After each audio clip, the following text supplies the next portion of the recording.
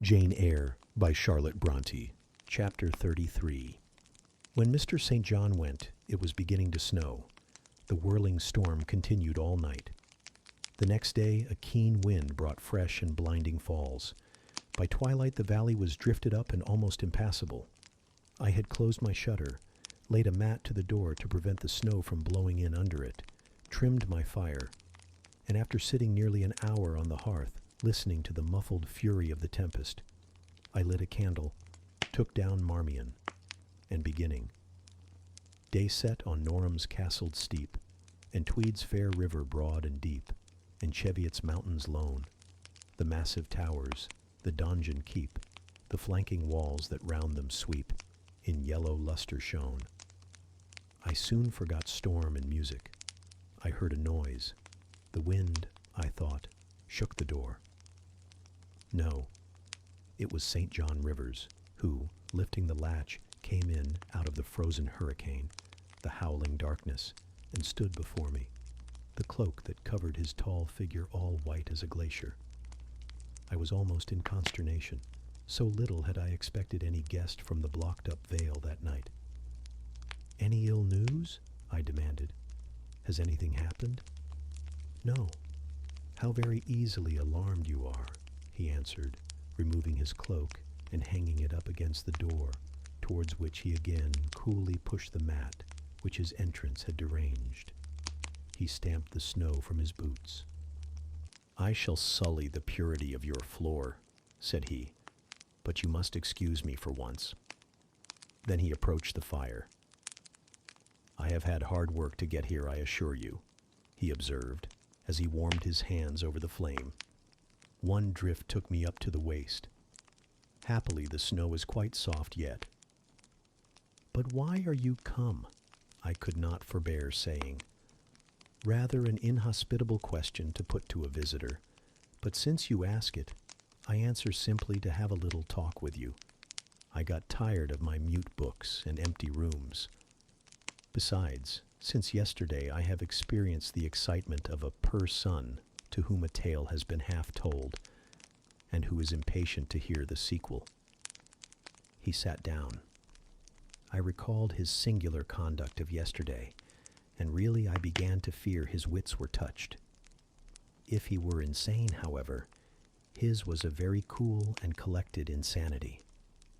I had never seen that handsome-featured face of his look more like chiseled marble than it did just now, as he put aside his snow-wet hair from his forehead and let the firelight shine free on his pale brow and cheek as pale, where it grieved me to discover the hollow trace of care or sorrow now so plainly graved.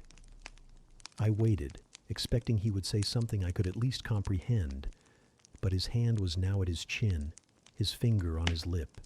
He was thinking. It struck me that his hand looked wasted like his face. A perhaps uncalled-for gush of pity came over my heart.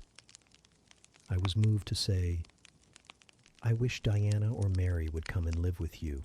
It is too bad that you should be quite alone, and you are recklessly rash about your own health." "Not at all," said he. "I care for myself when necessary. I am well now. What do you see amiss in me?" This was said with a careless, abstracted indifference, which showed that my solicitude was, at least in his opinion, wholly superfluous. I was silenced. He still slowly moved his finger over his upper lip, and still his eye dwelt dreamily on the glowing grate. Thinking it urgent to say something, I asked him presently if he felt any cold draught from the door which was behind him. "No, no," he responded shortly and somewhat testily. "Well," I reflected, "if you won't talk, you may be still. I'll let you alone now and return to my book." So I snuffed the candle and resumed the perusal of Marmion. He soon stirred. My eye was instantly drawn to his movements. He only took out a morocco pocketbook, thence produced a letter, which he read in silence, folded it, put it back, relapsed into meditation. It was vain to try to read with such an inscrutable fixture before me, nor could I, in impatience, consent to be dumb. He might rebuff me if he liked, but talk I would. "Have you heard from Diana and Mary lately?" "Not since the letter I showed you a week ago." "There has not been any change made about your own arrangements? You will not be summoned to leave England sooner than you expected?" "I fear not. Indeed, such chance is too good to befall me." Baffled so far, I changed my ground. I bethought myself to talk about the school and my scholars. "Mary Garrett's mother is better, and Mary came back to the school this morning, and I shall have 4 new girls next week from the Foundry Close. They would have come today but for the snow." "Indeed. Mr. Oliver pays for 2. Does he? He means to give the whole school a treat at Christmas." "I know." "Was it your suggestion?" "No." "Whose, then?" "His daughter's, I think." "It is like her. She is so good-natured." "Yes." Again came the blank of a pause. The clock struck 8 strokes. It aroused him. He uncrossed his legs, sat erect, turned to me. "Leave your book a moment and come a little nearer the fire," he said. Wondering, and of my wonder finding no end, I complied. "Half an hour ago," he pursued, "I spoke of my impatience to hear the sequel of a tale. On reflection, I find the matter will be better managed by my assuming the narrator's part and converting you into a listener. Before commencing, it is but fair to warn you that the story will sound somewhat hackneyed in your ears. But stale details often regain a degree of freshness when they pass through new lips. For the rest, whether trite or novel, it is short. 20 years ago, a poor curate, never mind his name at this moment, fell in love with a rich man's daughter. She fell in love with him and married him against the advice of all her friends, who consequently disowned her immediately after the wedding. Before 2 years passed, the rash pair were both dead and laid quietly side by side under one slab. I have seen their grave. It formed part of the pavement of a huge churchyard surrounding the grim, soot-black old cathedral of an overgrown manufacturing town in Shire. They left a daughter, which, at its very birth, Charity received in her lap, cold as that of the snowdrift I almost stuck fast in tonight. Charity carried the friendless thing to the house of its rich maternal relations. It was reared by an aunt-in-law, called, I come to names now, Mrs. Reed of Gateshead. You start. Did you hear a noise? I dare say it is only a rat scrambling along the rafters of the adjoining schoolroom. It was a barn before I had it repaired and altered, and barns are generally haunted by rats. To proceed. Mrs. Reed kept the orphan 10 years. Whether it was happy or not with her, I cannot say, never having been told. But at the end of that time she transferred it to a place you know, being no other than Lowood School, where you so long resided yourself. It seems her career there was very honorable. From a pupil she became a teacher, like yourself. Really, it strikes me there are parallel points in her history and yours. She left it to be a governess. There, again, your fates were analogous. She undertook the education of the ward of a certain Mr. Rochester. Mr. Rivers, I interrupted. I can guess your feelings, he said, but restrain them for a while. I have nearly finished. Hear me to the end. Of Mr. Rochester's character I know nothing, but the one fact that he professed to offer honorable marriage to this young girl, and that at the very altar she discovered he had a wife, yet alive, though a lunatic. What his subsequent conduct and proposals were is a matter of pure conjecture, but when an event transpired which rendered inquiry after the governess necessary, It was discovered she was gone. No one could tell when, where, or how. She had left Thornfield Hall in the night.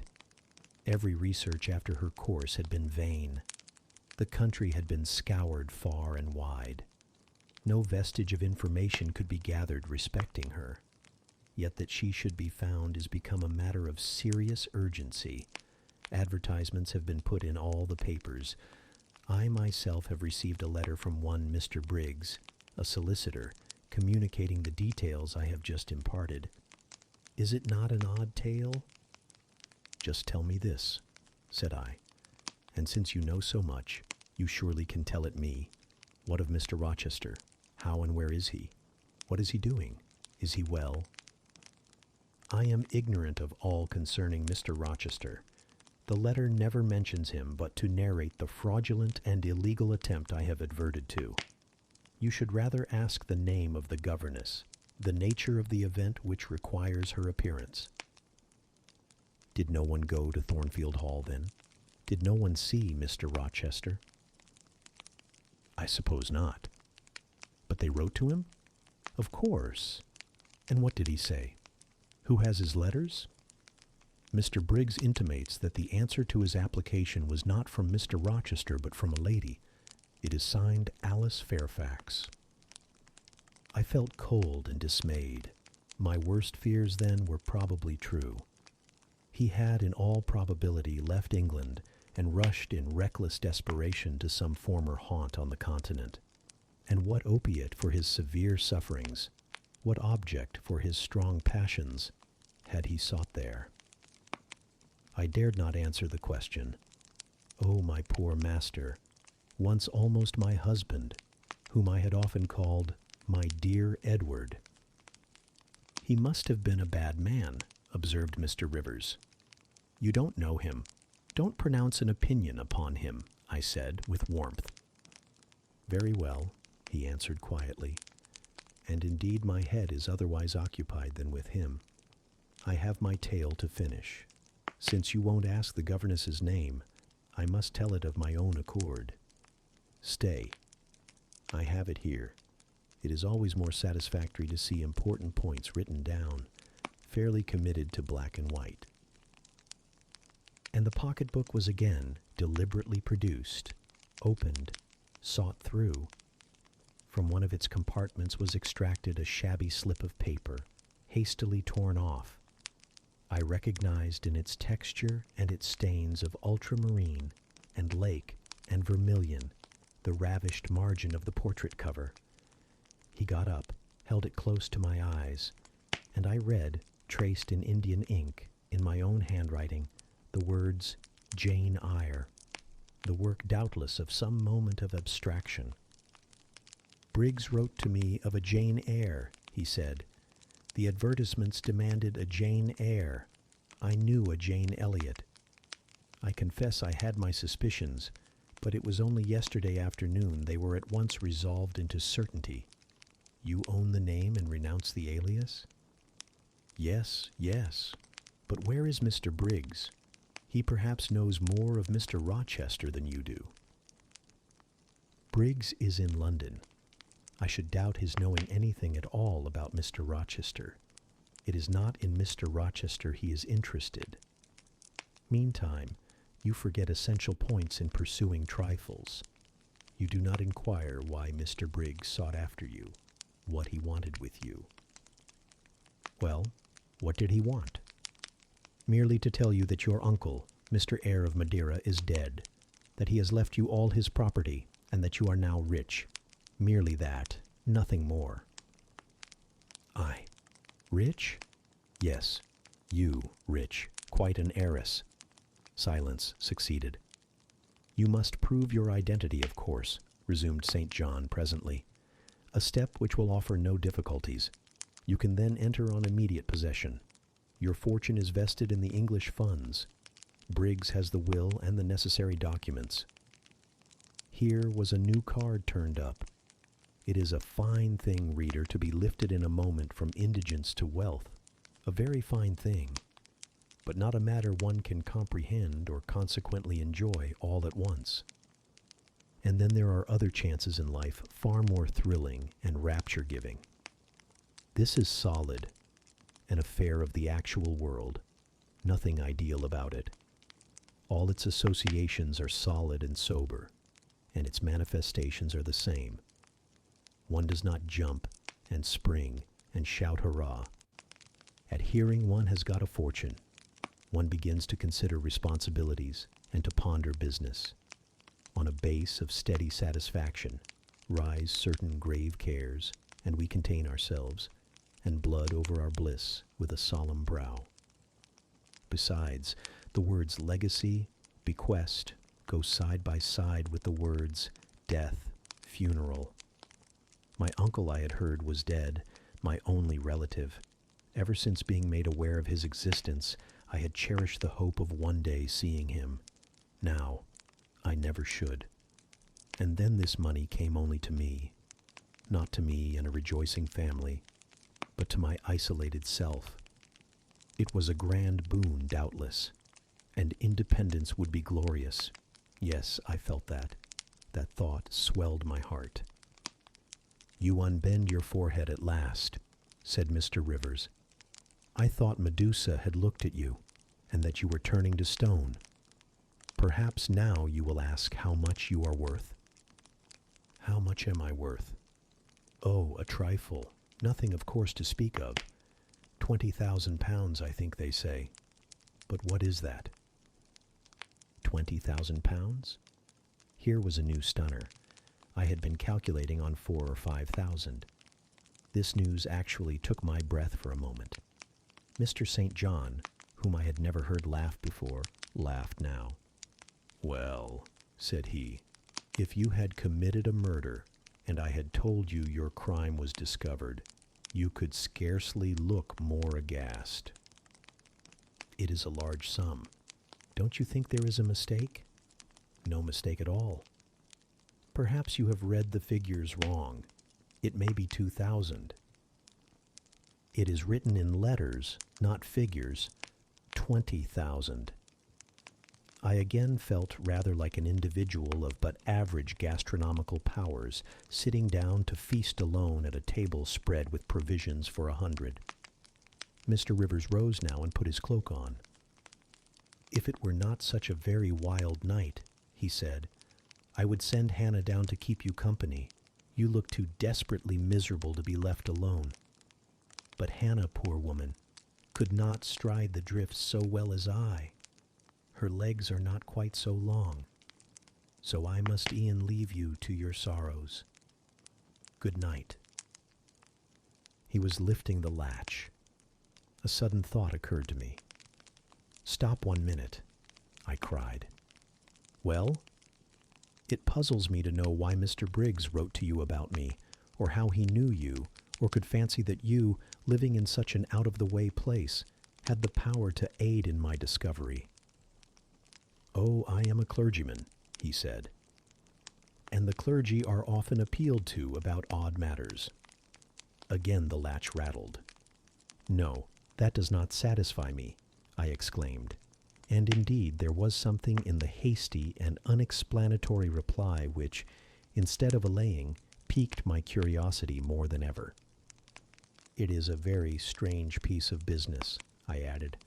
"I must know more about it." "Another time." "No, tonight, tonight." And as he turned from the door, I placed myself between it and him. He looked rather embarrassed. "You certainly shall not go till you have told me all," I said. "I would rather not just now." "You shall. You must." "I would rather Diana or Mary informed you." Of course, these objections wrought my eagerness to a climax. Gratified it must be, and that without delay, and I told him so. "But I apprised you that I was a hard man," said he, "difficult to persuade." "And I am a hard woman, impossible to put off. And then," he pursued, "I am cold, no fervor infects me. Whereas I am hot, and fire dissolves ice. The blaze there has thawed all the snow from your cloak. By the same token, it has streamed onto my floor and made it like a trampled street. As you hope ever to be forgiven, Mr. Rivers, the high crime and misdemeanor of spoiling a sanded kitchen, tell me what I wish to know." "Well then," he said, "I yield, if not to your earnestness, to your perseverance, as stone is worn by continual dropping. Besides, you must know some day, as well now as later, your name is Jane Eyre. Of course, that was all settled before. You are not perhaps aware that I am your namesake, that I was christened Saint John Eyre Rivers? No, indeed. I remember now seeing the letter E comprised in your initials written in books you have at different times lent me, but I never asked for what name it stood. But what then? Surely—" I stopped. I could not trust myself to entertain, much less to express, the thought that rushed upon me, that embodied itself, that in a second stood out a strong, solid probability. Circumstances knit themselves, fitted themselves, shot into order. The chain that had been lying hitherto a formless lump of links was drawn out straight. Every ring was perfect, the connection complete. I knew by instinct how the matter stood, before St. John had said another word. But I cannot expect the reader to have the same intuitive perception, so I must repeat his explanation. My mother's name was Eyre. She had 2 brothers, one a clergyman who married Miss Jane Reed of Gateshead, the other John Eyre, Esquernes merchant, late of Funchal, Madeira. Mr. Briggs, being Mr. Eyre's solicitor, wrote to us last August to inform us of our uncle's death, and to say that he had left his property to his brother the clergyman's orphan daughter, overlooking us, in consequence of a quarrel, never forgiven, between him and my father. He wrote again a few weeks since to intimate that the heiress was lost, and asking if we knew anything of her. A name casually written on a slip of paper has enabled me to find her out. You know the rest. Again he was going, but I set my back against the door. "Do let me speak," I said. "Let me have one moment to draw breath and reflect." I paused. He stood before me, hat in hand, looking composed enough. I resumed. "Your mother was my father's sister?" "Yes." "My aunt, consequently?" He bowed. "My Uncle John was your Uncle John. You, Diana, and Mary are his sister's children, as I am his brother's child?" "Undeniably. You 3, then, are my cousins. Half our blood on each side flows from the same source?" "We are cousins, yes." I surveyed him. It seemed I had found a brother, one I could be proud of, one I could love, and 2 sisters whose qualities were such that, when I knew them but as mere strangers, they had inspired me with genuine affection and admiration. The 2 girls, on whom, kneeling down on the wet ground and looking through the low latticed window of Morehouse kitchen, I had gazed with so bitter a mixture of interest and despair, were my near kinswomen, and the young and stately gentleman who had found me almost dying at his threshold was my blood relation. Glorious discovery to a lonely wretch. This was wealth indeed, wealth to the heart, a mine of pure genial affections. This was a blessing, bright, vivid, and exhilarating, not like the ponderous gift of gold, rich and welcome enough in its way, but sobering from its weight. I now clapped my hands in sudden joy. My pulse bounded, my veins thrilled. "Oh, I am glad, I am glad," I exclaimed. St. John smiled. "Did I not say you neglected essential points to pursue trifles?" he asked. "You were serious when I told you you had got a fortune, and now, for a matter of no moment, you are excited." "What can you mean? It may be of no moment to you. You have sisters and don't care for a cousin, but I had nobody. and now 3 relations, or 2 if you don't choose to be counted, are born into my world full grown. I say again, I am glad. I walked fast through the room. I stopped, half suffocated with the thoughts that rose faster than I could receive, comprehend, settle them. Thoughts of what might, could, would, and should be, and that ere long. I looked at the blank wall. It seemed a sky thick with ascending stars. Everyone lit me to a purpose or delight. Those who had saved my life, whom till this hour I had loved barrenly, I could now benefit. They were under a yoke. I could free them. They were scattered. I could reunite them. The independence, the affluence which was mine, might be theirs too. Were we not 4? 20,000 pounds shared equally would be 5,000 each. Justice. Enough and to spare. Justice would be done. Mutual happiness secured. Now the wealth did not weigh on me. Now it was not a mere bequest of coin. It was a legacy of life, hope, enjoyment. How I looked while these ideas were taking my spirit by storm, I cannot tell. But I perceived soon that Mr. Rivers had placed a chair behind me and was gently attempting to make me sit down on it. He also advised me to be composed.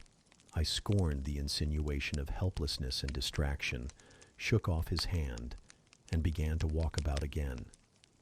Write to Diana and Mary tomorrow, I said, and tell them to come home directly. Diana said they would both consider themselves rich with 1,000 pounds, so with 5,000 they will do very well. Tell me where I can get you a glass of water, said St. John.